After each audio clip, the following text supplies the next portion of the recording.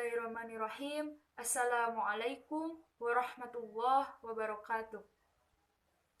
Alhamdulillahirabbil alamin wa bihi nasta'inu ala umuri dunya waddin wassalatu wassalamu ala asrofil anbiya'i wal mursalin wa ala alihi wa sahbihi ajmain amma ba'du.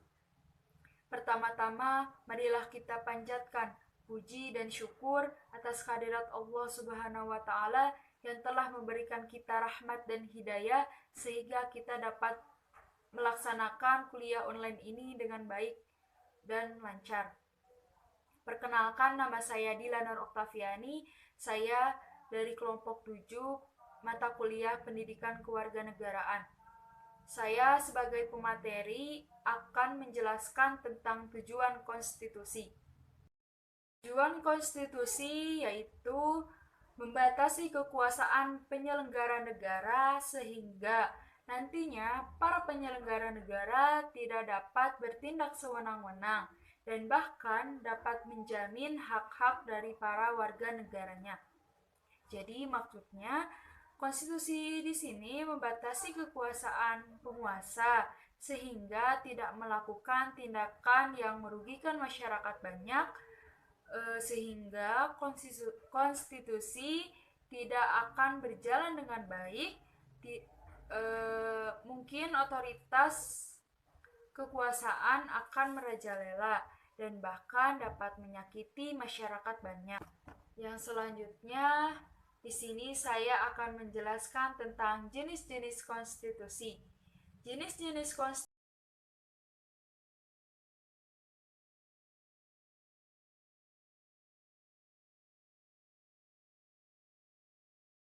Selanjutnya, di sini saya akan menjelaskan tentang jenis-jenis konstitusi.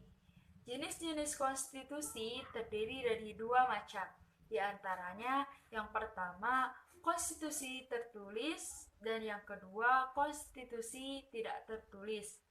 Konstitusi tertulis merupakan naskah yang menjelaskan kerangka dan tugas pokok dari badan pemerintahan, di mana naskah tersebut turut menentukan cara kerja dari suatu badan pemerintahan. Konstitusi di sini juga bisa disebut sebagai Undang-Undang Dasar.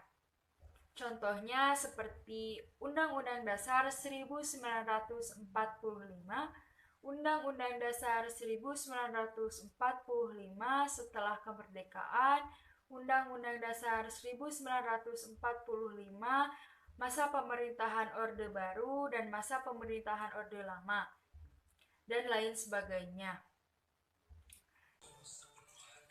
Yang kedua yaitu konstitusi tidak tertulis, yaitu suatu aturan tetapi tidak tertulis yang ada dan senantiasa dipelihara dalam praktik penyelenggaraan sistem kenegaraan.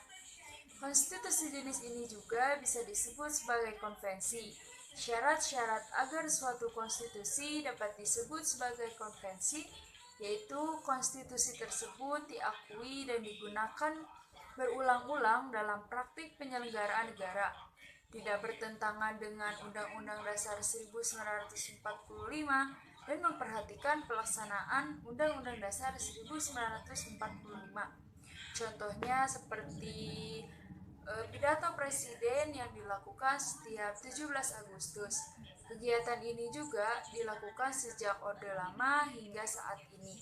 Konvensi sebagai aturan-aturan dasar yang timbul dan terpelihara dalam praktik penyelenggaraan bernegara mempunyai sifat yang pertama yaitu merupakan kebiasaan yang berulang kali dalam praktik penyelenggaraan negara.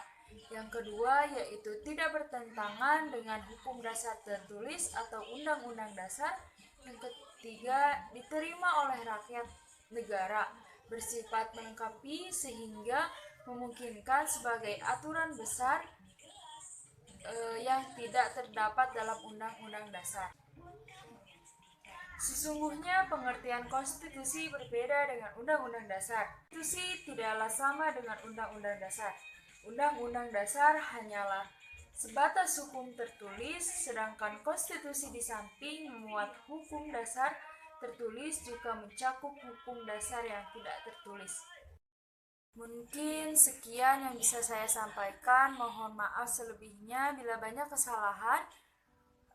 Billahi taufiq wal hidayah. Wassalamualaikum warahmatullahi wabarakatuh.